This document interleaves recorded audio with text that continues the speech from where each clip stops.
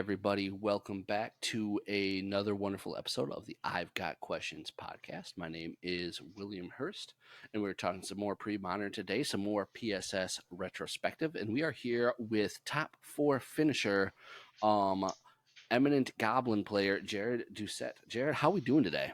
I'm good. How are you? Living the dream. It's nice weather out here, nice cool breeze coming through the window. We can't complain. So, how are you? I'm good. I'm good. I'm actually getting ready to go off for my bachelor party, which I'm pretty excited about. I'm getting married in December, so we're kind of getting down to the nitty gritties of like the wedding stuff, sending in the final checks, all that stuff. It's a Mm-hmm. lot going on right now.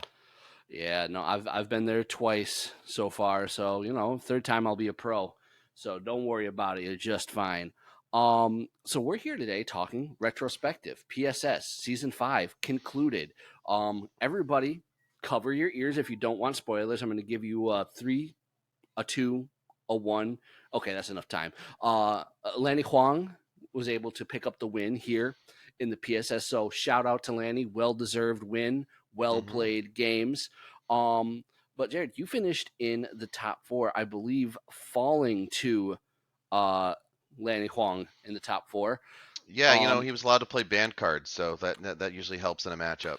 I mean, we will not go against the powers that be of the PSS. A decision was made. We all went with, and I know. it did show that a worthy note though. Again, in spoilers, we already said it is the land tax decks didn't actually like win the games. I think both of them lost in the finals, right? That's true. Yeah, I mean, obviously, you had two good pilots who knew how to play against it too. As both Absolutely. Lanny and Rich are very familiar with the decks. Absolutely. But our focus isn't on the champion himself, Lenny Huang. It is with yourself, Jared. So this is not your first PSS rodeo, correct? No, it's actually I just finished my third. Your third PSS. Now, have you finished top 4 in each of them, or kind of where have you ended up and which ones were you in? Yeah, I was in the first, third, and fifth one, so I've been in every other basically. The first one I finished top four, I believe. I remember I had goblins, I had angry hermit, and I can't remember what my last deck was off the top of my head. I'm sure Mike Hoyp still has those somewhere, and maybe I'll while we're talking I'll just look it up and maybe I can find something. But the third one I finished in the finals to James Smits, who won it, and he wasn't able to come back because he had some stuff that was kind of preventing him from doing that. And then Mm-hmm. in that one, I played goblins again. I played green white Terrageddon, like kind of a classic.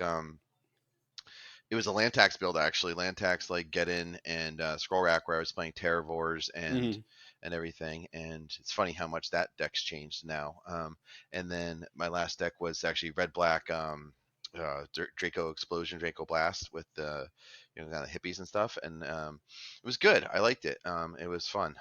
The we whatchamacallit, finished in the top four in that one. Made it. I think I made it a three match finals and losing to James Smits and his five color slide deck from way back when. So kind of a funny one, but yeah. And then this most recent one, I finished in the top four again. Got the number one seed coming out of the Swiss or the round robin, I suppose. So that was pretty cool. And yeah, it was good. I always love playing in it. Honestly, it's just like the reason why I want to do well is so I get invited back, just because it's so much fun to play in. Yeah. No, I can certainly understand that. And, my only hope is that Flint and Mike continue with their thought of having a redemption arc PSS eventually. And then we'll Mm, slide in there as a nice eighth place finisher to give her one more shot.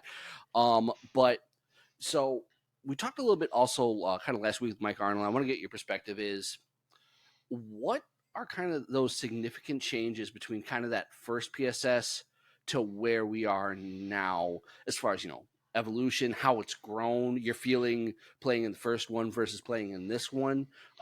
Give us some of those thoughts. oh, sure. Yeah. I mean, I guess the first thing I would notice is comment on is that Hoyp and Flint have always done such a great job with the production throughout. Like that has always been consistently incredible. So like that. That is one thing that has been consistently great, as opposed to what's changed. What stayed the same is that high quality and just a really good product to view and have a good time with. I'm sure the numbers of viewers have gone up a little bit. I'm not sure what we've gotten as far as the highest or anything like that. And, that's for Mr. Hoyp to answer. Um, Hmm. but I've always felt like it's been a good community, especially like the chat moves, but it's like not overwhelming. Hmm. But speaking of things that have changed the most, I actually did find the first PSS deck list, and my third deck was a blue black Stifle Knot, which is now a talk about a relic of the past. People don't even talk about that one anymore. It's a Um, building block stack. It's okay. yeah. It was I'm the sorry. It base. wasn't blue black. It was it's three color. It was three It was the colors Esper. Stifle Knot. Yeah, it was all three colors. So I I was love it. playing. Yeah, it was playing Lotus Petal in my Stifle Knot deck, and how crazy is that? And I was playing Red Green Goblins. Looking at the deck list, really small changes. I had naturalizers in the sideboard, not in the main deck actually. I had them in the sideboard, and then Hmm. I was playing an Angry Hermit that did not have did not have the Dreadnought combo inside of it. It was just a straight up like Hermit Druid kind of Suture Ghoul deck only in game one, and then Hmm. that was from that was something that Flint did well with during like the very first spring fling or something like that. So that was interesting. I want to say, let's see, but I got. Oh wait, no, I didn't do that well. I did not top four that one. I finished 2 and 4. So Okay, so there we two are. two four and wait, I drew a match? Oh my god, that's wild. Okay, How does that apparently happen? Was there I a don't time know. limit? I think so. I don't know. Yeah, I guess me and yeah, we did. Andrew and I hit a time limit apparently. So That's that's awesome. interesting. Yeah. All Okay, right, a never little mind. I did not flashback top four there. that one, but yeah. So that was won by Ron Taylor was the number one seed in that one, but he Hmm. lost in the first round to Robin Lund, who had a losing record in the round robin, but he went on to win the knockout stage because he ran through it. But anyway, sorry, I It's was just okay. going down memory lane there.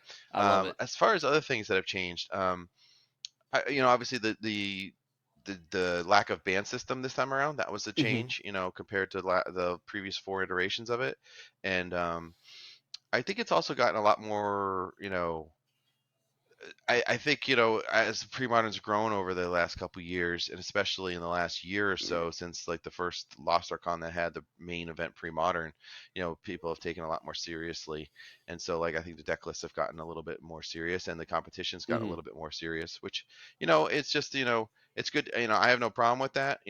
But at the same time, the community is still the most important thing to me, and I just want to make sure people keep stay having a good time at all levels, as much as they can. So that's always been, one of the things that I care a lot about. Exactly. And that was something really cool to see in the ones that I've watched and then being able to participate in this one is yes, from my knowledge of the history of it to now, it has definitely got seen an influx of people who are based more in the competitiveness than the Hmm. maybe the community sometimes, but with the PSS at least, I mean, you didn't feel that. I mean, we had our group chat, everybody was talking. There was no like hard feelings. We saw the takesy backsies in games. You had a pretty significant one with Lanny. I think at one point there was a takesy backsy that you allowed. So the spirit is still alive Hmm. in many ways. So at least in the form of PSS, I think this one seemed to strike a really good balance between really good for community, everybody enjoying it, versus, or in addition to being relatively spiky, everybody was going for it. There wasn't even the 62 card decks were serious 62 card decks, right? They're not like meme decks or anything like that. Like it was relatively serious on the deck front. So No, I that totally was agree. really cool to I see. mean, yeah, I mean, I think, everyone played quote unquote real decks. Were they all tier one decks? No, you know what I mean? Hmm. But at the same time, there was enough, kind of diversity of thought in the decks that's good, and we didn't have many mirror matches, if any, that I recall off the top of my head. No, I don't I've think we just, did. I don't think so, right? And so, that's to me, I hate playing mirror matches. I just don't think like, maybe I don't play enough to like, grind the mirror match to kind of learn where the Mm-hmm. edge is, but I like to know the matchup because from different sides, and just because of Exactly. what I love about pre-modern in general is the deck diversity, and that like, you go to an 8 round event, you might have one, see the same like deck twice, but we'll see, as the format like in more big events hopefully happen, we get more data Mm-hmm. on that, but yeah, Exactly. I will say though, like I wouldn't say I was so serious with this PSS that I was like, practicing every week for it, but I was Mm-hmm. talking to like my friend group about what they thought about what, deck I could do. But I will say that was reduced quite a bit compared to in seasons past when you had the band system and you could Mm-hmm. literally every week it was like, okay, what do I do here, guys? And then it's like you make Mm-hmm. your grid and you kind of like, talk about it week to week. Whereas, Mm-hmm. you kind of have to make a plan 3 weeks ahead and then, kind of you don't really adjust it too much, because you can only make one Exactly. more decision basically. Yeah, no, that's certainly true.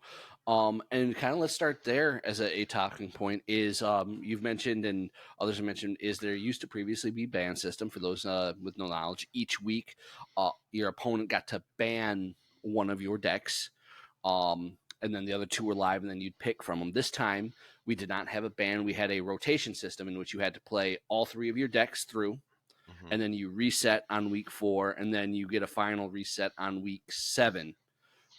So in one way, in my opinion, was I thought it was definitely I didn't mind it because I didn't have anything to compare it to, right? Right. Um, I like that all the decks had to be played. That was something like, I mean, Flores's stasis deck from last year. It was a not a well thought out plan. He's admitted this, but it would have been cool to see it be played. Hmm. A couple times. Maybe it might have had some sort of small legs, like I don't know. It would have been cool to see that. So there was that. I think Flint and Mike had a really good idea of how do we showcase all the decks. But Yeah. it did make kind of that third week somewhat unfun. Yeah. Not Yeah. it locked you in. Like for me, for a combination of things, two of my week 3 matchups were just I can't ever win this matchup. Yeah, that's brutal. Um, and that's fine. Like you choose it and that happens. But there was a lot of that is like, and then my question to you is, how did you think of the matchups then? Because I know when I did it was, I did go as you mentioned like week 3 backwards. Like, what do I think my most likely week Hmm. 3 match is going to be, and So how much do I care about that? yeah, no, I agree that that is kind of what I ended up doing. But I will say, my very first week, I knew I was playing against Rich Shea, who's going to be one of the hardest opponents in general. And when he had his entire like barrage of decks available, I probably didn't think about it enough. And I was Mm-hmm. just kind of, I had just bought, so we submitted these deck lists back in like middle of June, and Yeah, that sounds right. I had just treated myself to. I think people know this, but I just treated myself to a place that it replenishes because I really wanted to Mm-hmm. play that deck, and I was like, I'm going to bring this deck because I want to play it, and Mm-hmm. I definitely did not have the reps with the deck at all, like to kind of be confident with it, and so. I was just in week 1. I was like, I'm just gonna play the deck that I want to play, and Mm-hmm. that bit me in the butt because Rich actually thought about the matchup thoroughly because he knew that if I played replenish, then he was going to play or sorry he was going to bring this deck and how he would approach the matchup, and he played the Mm-hmm. blue white stifle knot, and man, he took me to school that in week 1. Like he just crushed me. Mm. Like I completely did not understand. His understanding of the matchup was just so much greater than mine. As far Mm-hmm. as like he was like, I'm not even going to cast my dreadnoughts. I'm going to try to mill you out with like vision charms because the only Mm-hmm. cards that really matter on your end are like Parallax Tide, Opalescence, and that's it. You know what I mean? Like pretty Yep. much like that's the only things that matter because you really, if I don't play any creatures, your waves don't do anything. Mm-hmm. If your artifacts don't, if your enchantments don't turn into creatures, you can't win. And you Right. can't lock me out. So he basically could just hold. He just held up counterspell the whole time and didn't have to worry about anything. And then just use Vision Charm as mill. And so there's Mm-hmm. 16 cards, and basically. I was just taken to school by that, and because I didn't really fully think about the matchup, and it also made me realize the weakness that the deck has to just like counter spells, and like Mm-hmm. I didn't understand how to play around them. Like is it just Orm's Chant? Like how does this work? Like I made a mistake. And then I think that kind of woke me up, and like I was like, Hmm. okay, got to kind of like think about this more. So then when I went into week 2, I think I was playing. Oh, I'm not sure now. I think week 3 I played Tom, and then week 2 I played Mike Arnold. I can't remember. No, I played him in the second batch. I can't remember off the top Hmm. of my head because I played you last week, Lanny. Who am I thinking of? Jeff White. No, Jeff was Is this, it Jeff was White? I think it was Jeff White. Yeah, I was Okay. playing. I think I was playing against Jeff White in Hmm. the second week, and so I was able to kind of I was like, okay, if I want to play this, actually he was one of the guys who I could have had a potential mirror match with because he had both goblins and replenish in this Hmm. PSS, and so I, like I said, I don't really like mirror matches, so I was like, you know Hmm. what, I'm going to play my rock deck against him just so I avoid the mirror match at all at all costs. Um, and Week two, you actually played It was Tom Tom. Michalski. Okay, so I played Tom week 2, Yep, yep, then I played Jeff week 3. I just got those yep, yep. confused. That's all So good. yeah, so I wanted to save the rock for I want to save the rock for Jeff, so that I played goblins against Tom, knowing that Tom could either have his land still um or his whatchamacallit or his rock deck.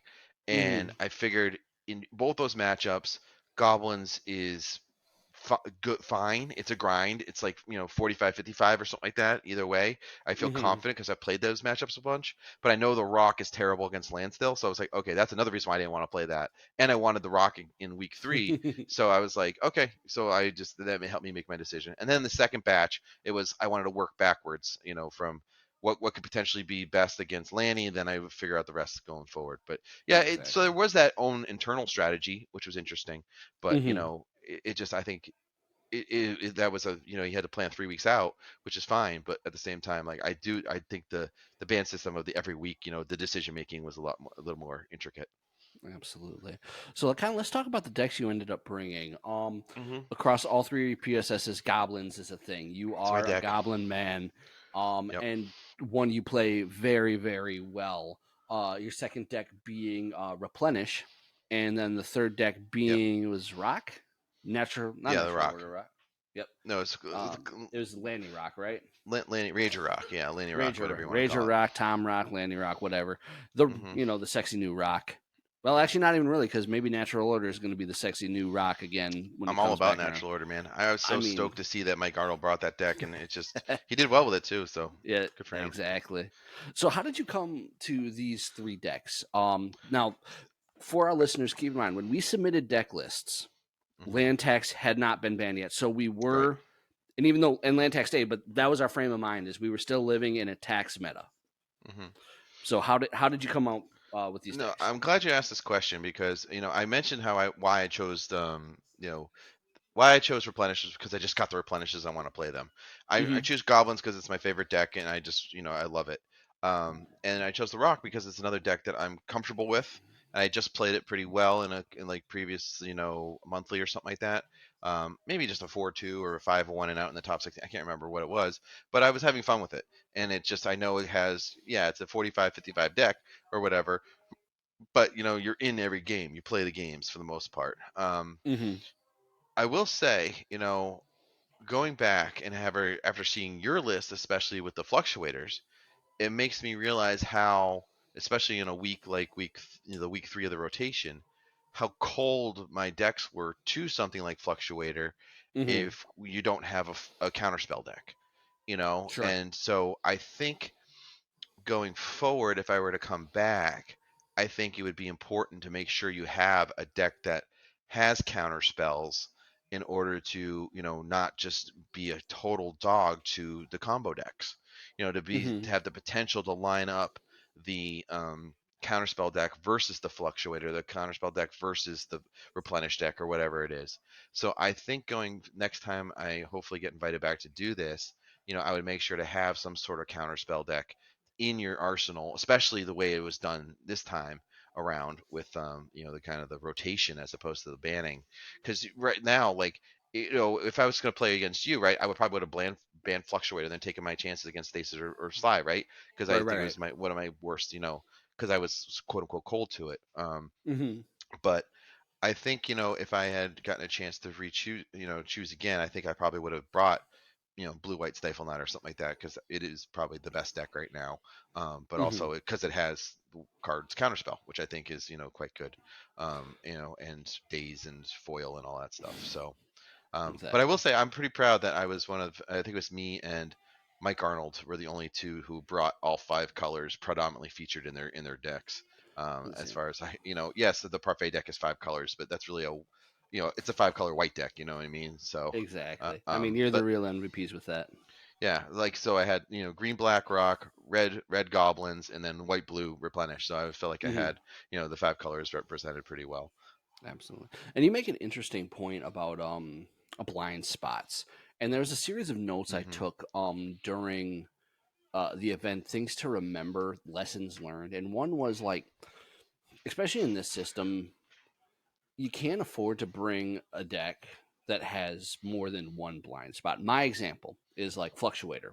Hmm. Um, has a I brought two decks that have a blind spot to Dreadnought, which I Hmm. had to know was coming. Fluctuator And and Sly. Sly. Hmm. Like you can't ignore a blind spot. Which No. is what I did in my strategy. I had a strategy for it. Was banking on, you know, Fluctuator scaring away so many decks to force, yeah, I'm gonna win or I'm gonna lose week three both times, week 3 and 6. But then it was just like I feel really good about if I can just pick up the wins in, the other weeks, I feel good. Didn't quite turn out that way. Hmm. But that was the thought. But yeah, having decks having blind spots or having two decks with the same blind spot for a meta deck, not the way to go. Right. Um, but no, definitely lessons learned. So I what? would just say before we move off, like Yeah. when it comes to the fluctuator, like it's a great example of like kind of a very polarizing matchup kind of deck, but Mm-hmm. that makes it good in like this kind of thing where if you can line it up against someone Mm-hmm.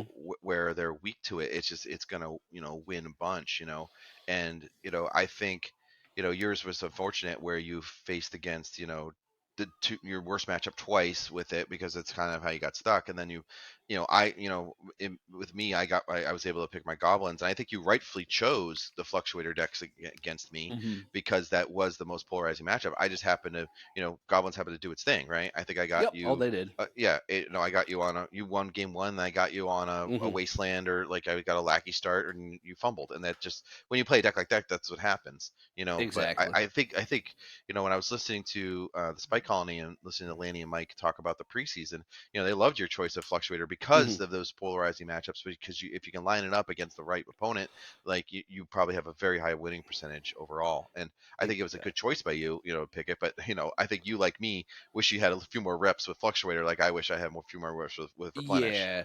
And that was one of my other points.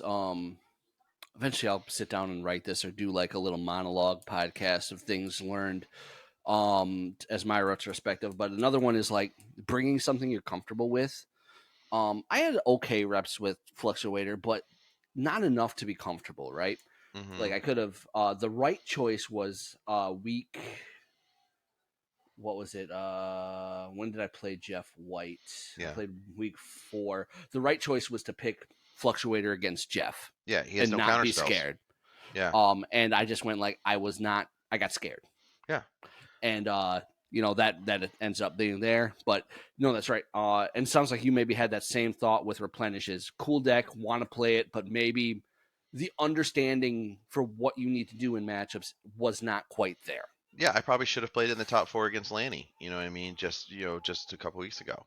Because I think he was, and Flint talked about this when in the broadcast that night. I actually just rewatched it today, and Flint mentioned it. Like you probably should bring the replenish because Lanny's probably so sure I'm going to bring goblets. I should have, zagged instead of zigged, and then probably Mm-hmm. could have caught him off guard and maybe took it down.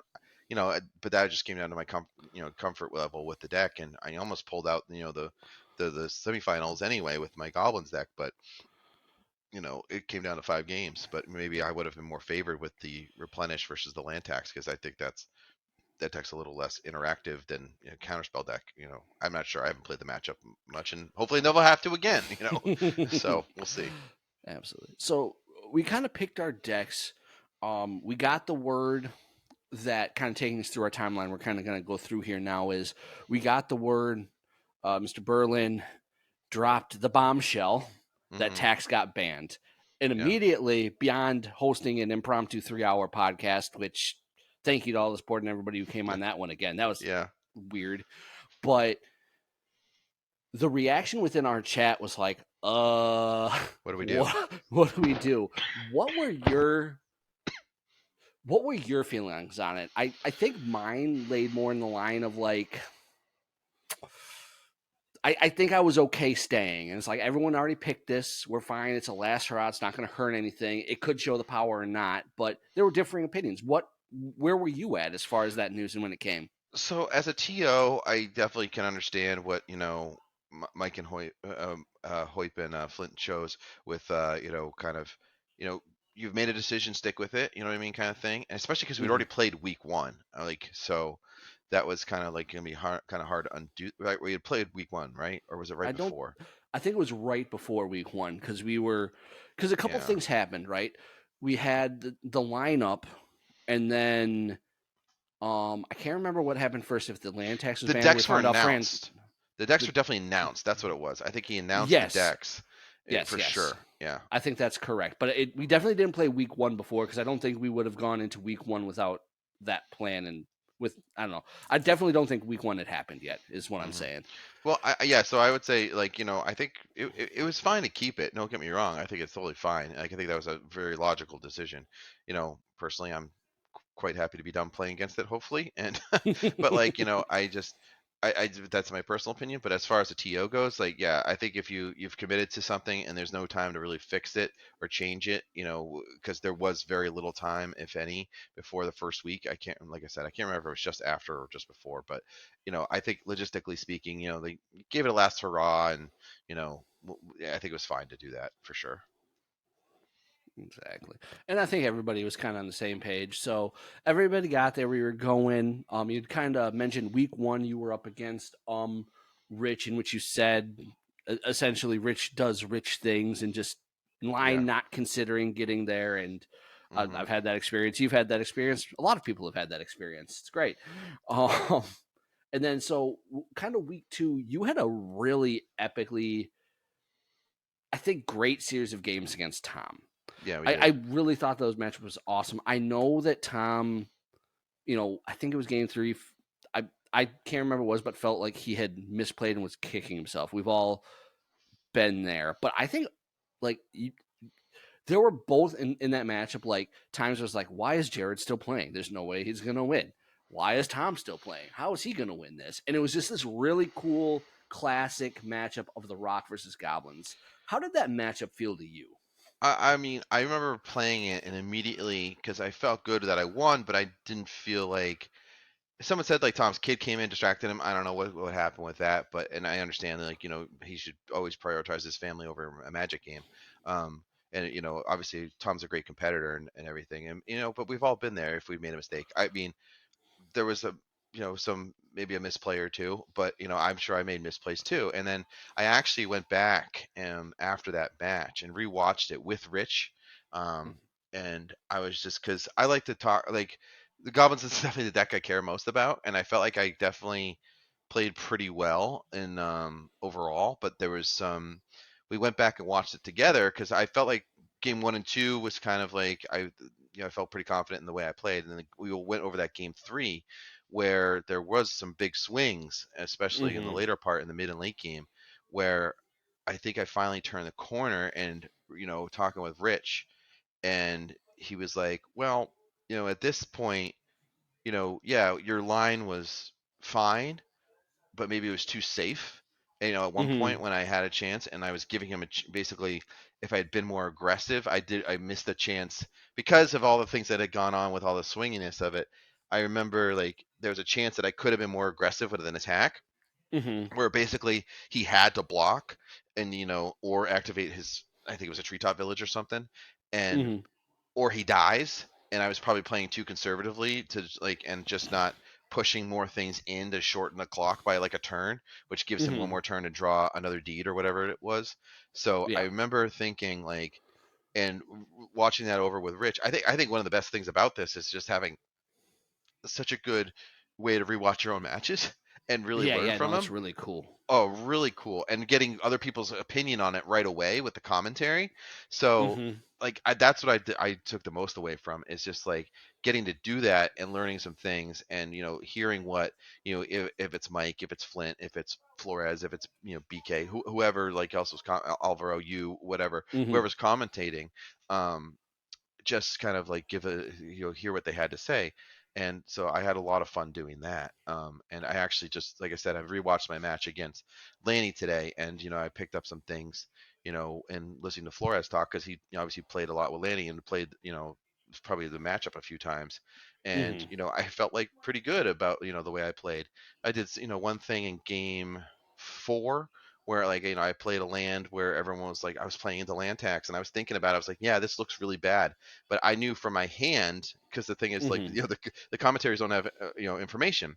So I remember Mhm. there was a point where I played a land into his land tax to go up to the third land. They didn't do anything, and Mhm. my thought and my hand, I remember, was hull breach and like double siege gain commander or something. So, like, Mhm. doing nothing while letting him, like, basically, because he doesn't want to do anything. So I wanted to eventually get up to mana to cast my bigger spells, and yes, I would have to play into it. But I had the hull breach. I could have killed land tax, but it wasn't. I wanted to either. I was willing to give him basic lands, but I didn't want to give Mhm. him I didn't want to give him an oath first of all, and because that was bigger threat.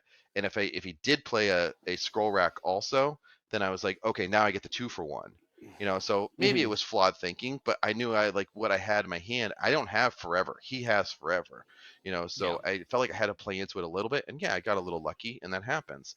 I drew some Mhm. cards that I needed, but like I remember that like how bad it looked on the commentator side, and yeah, it looks bad, but I think my thought process had some merit to it, but maybe it wasn't totally correct. But I thought just in that time frame, I needed to get up there to get pressure on as opposed to doing nothing. Um, Exactly. but And again, I'm I you just like I said, I love going back and rewatching things. and I think that's an amazing resource to have. It's an amazing resource for anybody getting into the format because everybody in this PSS and previous PSSs, it's not just, Flint and Mike don't pick random people off the street. Hmm. These are solid games, these are solid competitors who in general know what's going on. So they're great resources for seeing matches. And then into week number 3, you were up against Jeff on the flip side matchup. You were on Rock and their Goblins, and I'm hoping to get to talk to Jeff. I'm trying to do a retrospective with everybody, It'd be great, yeah. but poor poor Jeff. Um, he just up his run up until this point. It just he could not catch a break, No, he couldn't. not anywhere. And I remember this matchup. Tell me if I'm wrong. Just kind of a steamroller. Yeah, I mean, as I recall, I mean, I think as I recall it, it was played pretty tight, but like I had the answers, you know what I mean, and Yeah, was able to eventually turn the corner with plagues and deeds, and eventually go over the top with drain Shermis or whatever. And yeah, I mean, it's just sometimes like it doesn't go the other way, but exactly, yeah. exactly. And then week 4, you were up against Alvaro on Panza with Hmm. goblins. That one, I believe you pulled that one out, right? Yeah, I pulled that one out in I think 3 games. I I think that came down to simply that was an open week, right, where we could have picked Mm-hmm. anything, and so I picked the Right. goblins again because his scariest deck to me was the Stifle Knot deck. And Mm-hmm. we hit Stifle Knot, the Panza, and the what's his last deck? Stephanot Panza and he Why was am I on blanking? Tinker.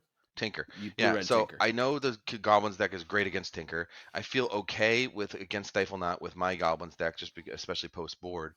And then Mm-hmm. the one deck I was worried about with the Goblins was his Ponza deck, just because I don't know if I said Ponza twice there. I meant, but anyway. So, Yep. Yep. the Ponza deck was the scariest just because it has so much removal, but it doesn't close the door very quick. So, Mm-hmm. I can always top deck a ringleader, and then I'm way back in it, or he Exactly. can just draw a bunch of lands, which did happen. So, But Hmm. I just I am very confident with that deck, so I just wanted to run it against him. And then I think it was in the week 5 is when I had the matchup against Mike Arnold, and I think Mike, when you had him on the podcast, he analyzed the thought process pretty well, where he knew he was going to have a chance to play against Replenish and either against me or against Jeff. And as it turned out, like it was better for him to kind of you know the 50-50 was going to happen either way. So like he was going to risk it, the dead guy versus me, as opposed to potentially and having the replenish or elves with his page, his Angel McAngel face in week 6 against Jeff. So I think he made the right decision, and I was, and it helped me get the win, because I, had a favorable matchup with the replenish versus his dead guy. But it was just kind of, it was good. It was just, it worked out pretty well in that regard. Absolutely. Yep, and you definitely seem to up through week 6 just lined up really well, played well. Magic being Magic does, getting some breaks, but also just playing very tight. Hmm. So at that point, you were 5-0. No, I Going was in, I was 4-1 going into week 6, then 4-2, because we had a week 7 that was going to be pretty wild. who did you So lose to the first time? I'm so sorry. Rich Shea. Oh, Well, I that's right. lost to That's him in right. week Sorry. 1. Yeah, Then that's I won right. four Sorry. in a row, lost to Lanny in week 6, and then week 7 was against you. Yep. Was there any um because you went 4-2? Hmm. We were pretty. The math was weird. 4-2 felt Hmm. like it was probably just in regardless. Yeah, I was feeling pretty good. Was there a worry about going 4-3 at all week 7 and not making the cut? Was there any nerves, or did the Well, math play itself out where it was just fine? my losses were to Lanny and Rich, who were both in contention. So that was going to be because the tiebreaker being that was not great. But the other people I was also in contention with, I had beaten Alvaro, I had beaten Mike Arnold, and I had beaten beat Mike. No, and then Jeff. Then you. No, who am I thinking? Oh, Tom. So I beaten Tom. I had beaten Mhm, Mike Arnold, and I had beaten Alvaro, who are all in contention. So that would be good because I've beaten 3 of the other people who could get in and lost to 2 of them. So I felt mhm. pretty good about making it in, with the way the tiebreaker was going to work. But still, it was going to feel good to get. I always try to win and have a good time on the top seed. Exactly. That was going to be beneficial, and just it felt good to finish 5-2. It's just it's a good feeling. It's an amazing feeling. So we Yeah. locked in the top four. Hmm. Um, you'd been there before, but was there anything different about this top four? Did you, not to say you didn't want it before, but was there anything about this one that you maybe wanted more or cared less or anything of that major? Was there anything different between this top four versus your other one? Well, yeah, of course I wanted to win to get hopefully get invited back, and especially Mm-hmm. playing and hopefully beating Lanny, who's a good competitor and on a rival podcast, if you will. Just it would be fun to kind of do that, and I knew it was going to be tough, serious Magic, and it was, and went down to 5 games, and I had fun playing it. Mm-hmm. I was kind of. I'm not gonna lie, Lanny. I was hoping your deck was illegal when you flipped it over and just show your chroma. I was like, because I wasn't gonna win. It was looking pretty bad. I wasn't gonna lie, Uh-huh. So, um, Exactly. but and not that I would really want to win that way, of course, but Mm-hmm. it would have been an interesting way to kind of back into it. But anyway, yeah, it was a lot of fun. It was a lot of fun. It was good, good competition throughout. I learned some things about my play style, and also what I want to work on with my play style, and things to get better with and everything, Mm-hmm. and just use it as a learning experience. Exactly. And then, so kind of rounding it out, we fall to Lanny Huang, the eventual champion. Hmm. So the ride was over. You Yep. got to enjoy watching the finals. As you look back at this PSS, Hmm. what are eh, things that you noticed that went really well that should be repeated, and things that, as a person who's been in multiple ones, can be from a player perspective maybe improved? Well, What were your overall I would just thoughts? say, Mike and Flint, keep doing what you're doing because it's awesome. It's Mm-hmm. just it feels like a season. You know what I mean? You get excited for like Christmas season.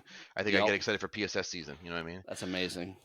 I would also say make sure I would keep it as kind of I did not particularly find the spice PSS too interesting. I mean, I just like, while I do appreciate people who come up with good ideas or whatever, I like to make sure they're viable ideas.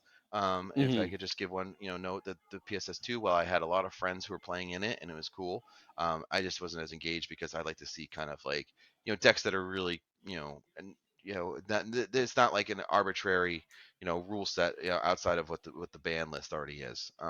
Mm-hmm. Um, but anyway, I did really, and I enjoy watching, good players play good decks. And again, I feel like I learned something when I watch, and not to mention, and of course, root on, my friends whenever they're playing.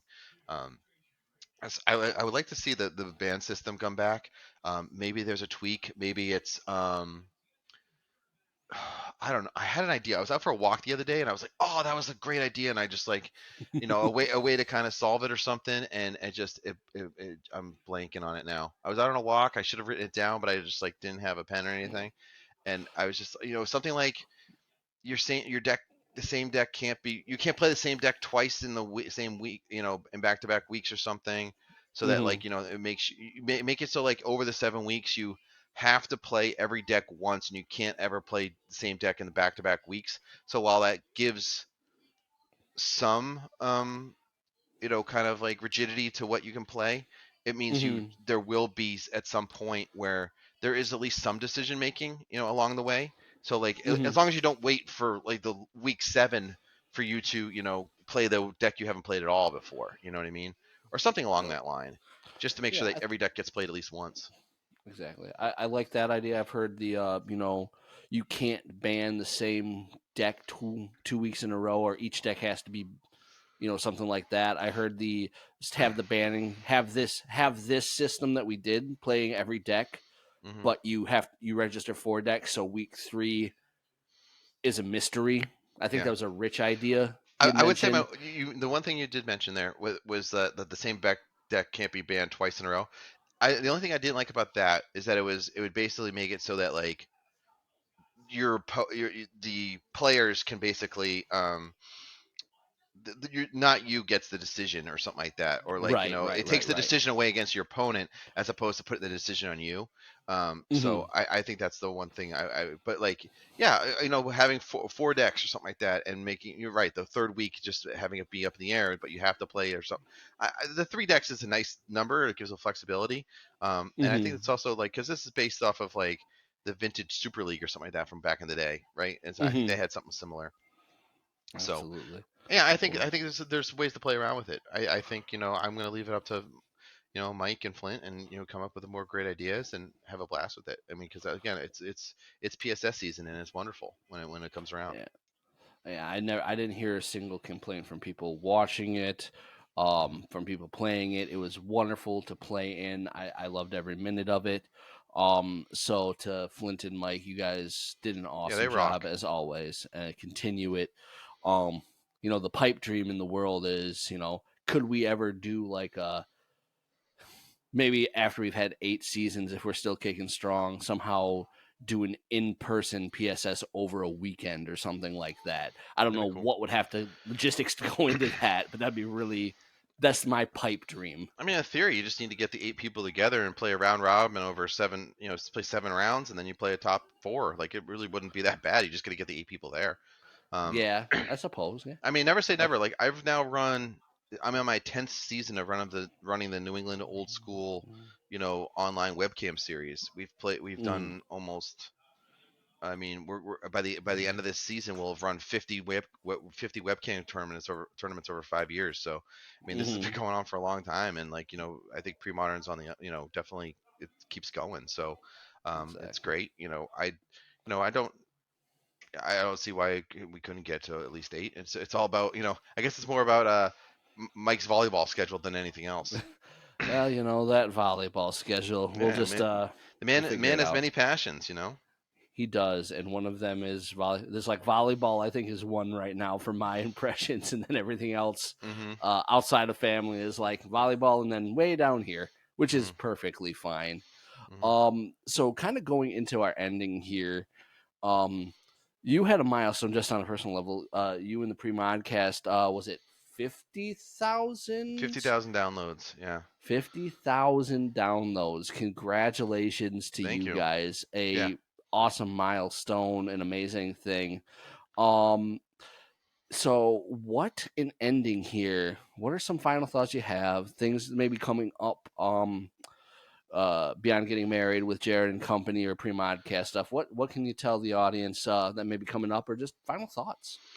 Yeah, sure. I would like to say like I would love to see more people take reins and setting up their own tournaments all over the country and the world. Sorry, I got a cough. Do your thing. Anyway, the yeah, I would like to see people really run some cool tournament ideas. I haven't been able to travel much for Magic recently because I am getting married soon. So hopefully that once that settles, I can start traveling for Magic because it was something I did before COVID and I really enjoyed doing it. It was a great way to Hmm. it's like see friends and so if you have a community, I love to see like I know the guys in Aaron with his guys in Minnesota and I know Gabe down in North Carolina. They're getting like things going on a pretty regular Hmm. basis for Premodern in their LGSs. I mean, I just hey, let's keep doing it, and then maybe get a little bigger and make it a weekend, and it'd be a blast. So Exactly. I'd love to I travel feel that's to meet some I've met a lot of the people in the community from LobsterCon and stuff, but I would love to keep meeting more. absolutely. No, that's awesome. So with that And the being Misty Mountain said, Games is definitely on my list. Don't worry, I'm gonna make it out there eventually. yeah, we when you get here, we would be more than happy to welcome you with open I'm looking arms. forward to it. Absolutely. So speaking of events coming up, this weekend, I don't think it's being live streamed, but I know it's being recorded, is the I'm excited about this. 1.5K Yeah. in New York. Um, if you are looking for, because we're at the point now, we talked about this kind of in our tournament one, where there are kind of different sets of tournaments now, Hmm. of spikiness to just cool and hangoutness. This New York one is definitely going to be, if you're looking for spiky players, if you're looking for top level competition, people who are awesome people but want to win, this is going to be one. This is going to be like, how are you defining what a meta deck is type of event, in my Yeah. opinion. So that's one awesome thing to see. That's coming up. I mean, I think this just reflects, go back to when we talked before about running a tournament. One of the things Mm, that I said, and I'd like to reiterate here, is that if you want to run a tournament you'd want to go to. Mike and Lanny want to run a tournament where there's big stakes on the line. Go ahead and go ahead and run it. exactly. I think it's a great idea. Exactly. Yep. And then we have Misty Mountain coming up on the 23rd. Euros is, I think, the weekend after that. Yeah, yeah, it's pretty soon. Um, so there's just a lot of stuff going on, and it keeps growing. So, as I always say, there's this podcast, check it out. There's the pre-modcast, check it out. All things considered. If we just need to get Mano a little bit more focused on pre-modern. The other stuff's cool, but just get him on the pre-modern. You He got gets the some good Spike story. Column. He gets some good story time with his guests though, because he knows a lot of people He from back in the does. day. He really does. Hmm. Um, we got Spike Colony. There's been some awesome. Obviously, Monsters of the Week is back. They're off of their whatever the Europeans call their vacation that they go dark for like Must 2 months or must be something like nice. that. Yeah. Yeah, they're back. There's been some cool foreign, well, at least to us foreign podcasts. There's one out from South America that's been happening. I think it's Premodern MTG or something. I cannot remember the name. They just did one with the South American champion. Good. There's one out in the Czech Republic, um, that I can't remember the name. I know Mr. Berlin has put together a resource of things, so I Hmm. want to find that and plug that. But if you want it, it's out there. Absolutely. Um, that's all I really have to say. But Jared, again, thank you for being with us. Thank you for playing an awesome PSS. Congrats on a top four, and more importantly, congrats on a nice step in getting married. Thanks. Yeah, thanks for having me Yep. on. Yeah, I'm looking forward to the wedding. And gonna have a good time. So All right. Well, guys, that's going to do it for us. Have a wonderful evening, and we will talk to you soon, everybody. bye bye. Take care.